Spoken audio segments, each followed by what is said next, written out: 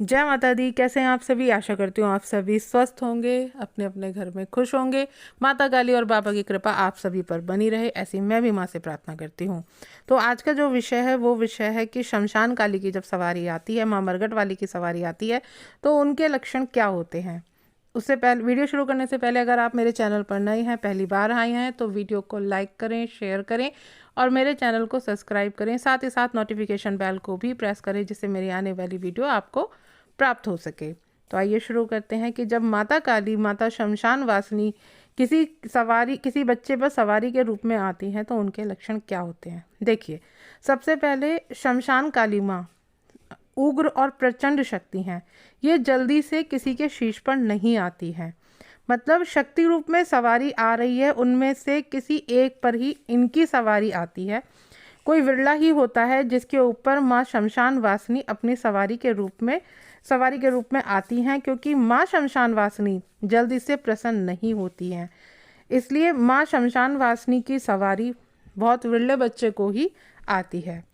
तो जब माँ की सवारी बच्चे के शीश पर आती है, जैसे बच्चों के ऊपर माँ शमशान वासिनी की सवारी आती है, मरघट वाली की सवारी आती है, तो माँ उनके शरीर को बुरी तरह से तोड़ देती है। जो सवारियां आती हैं उनका वेग इतना प्रचंड नहीं होता जितना वेग प्रचंड माँ मरघट वाली का होता है। तो माँ मरघट की रानी है। तो माँ की सवारी के कुछ लक्षण मैं आपको बताती हूँ। जिन बच्चों के ऊपर माँ की सवारी आती है, तो उन बच्चों के जो उनके घर के सदस्य होते हैं, उस बच्चे को वो सदस्य अच्छे नहीं लगते। उसका मोह अपने परिवारजनों से भंग हो जाता है। बच्चा बहुत ज़्यादा चिड़चिड़ा रहने लगता है, छोटी छोटी बात पर उसे गुस्सा आने लगता है।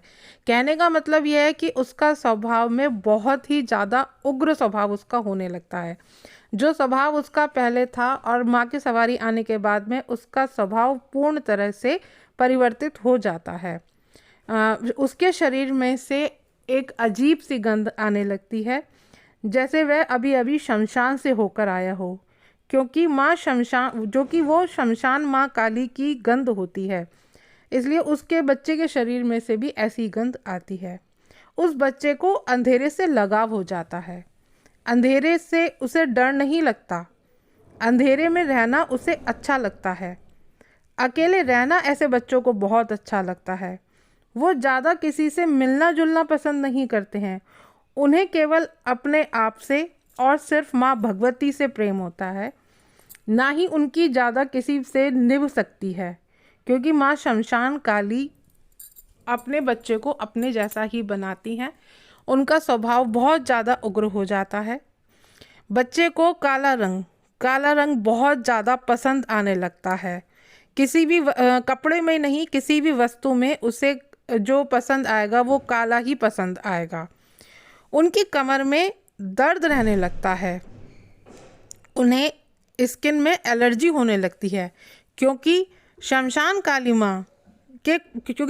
काली माँ खून से होकर ही उसके शरीर में चलती हैं, क्योंकि माँ शमशान वासिनी शरीर में खून से ही चलती हैं। जब बच्चे को माँ का पूर्ण आशीर्वाद प्राप्त होता है, माँ शमशान वासिनी का पूर्ण आशीर्वाद उसे मिल जाता है, तो उसके जन्म मरण के कष्ट भी माँ काट देती है।